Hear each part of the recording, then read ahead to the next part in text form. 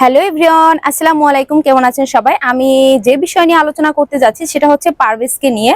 দুদিন আগে যে ছেলেটা মারা গেল, ওই যে সিঙ্গারা খাচ্ছিল ক্যাম্পাসে বসে, তো দুইটা মেয়ে পাশ দিয়ে হেঁটে যাচ্ছিল, আর যে মেয়ে দুইটার কারণে ছেলেটা মারা গেল। সো ওই মেয়ে দুইটার বয়ফ্রেন্ড হোক বা অন্য যাই হোক না কেন, যাকে মানে পরবর্তীতে যেই ছেলে তিনটে মিলে যে ওই পারভেজকে খুন করেছে, মেরেছে, ছুরিকাঘাত করে যে মেরেছে, মেরে ফেলেছে, ওদের তো শাস্তি হলো।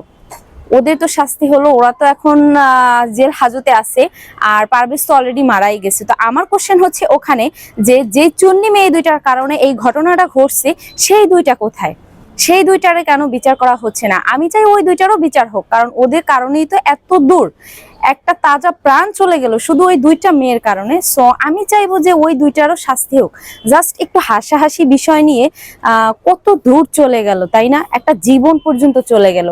সো আমি এই জন্যই একটা কথাই বলবো যে ভাবিয়া করিও কাজ, করিয়া ভাবিও না।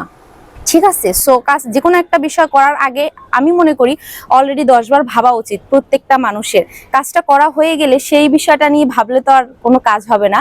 সো দেখো, পারভেজ তো অলরেডি মারাই গেল, যারা মারলো তারাও জেল হাজতে আছে। তবে যেই কালপিট, মূল হোতা যেই দুইজন, সেই দুইজন কিন্তু এখনো শাস্তি পেল না। আমার মতে ওদেরকেও ধইরা শাস্তি দেওয়া উচিত। আপনারা কি বলেন? কমেন্ট বক্সে বলে যাবেন। আল্লাহ হাফেজ।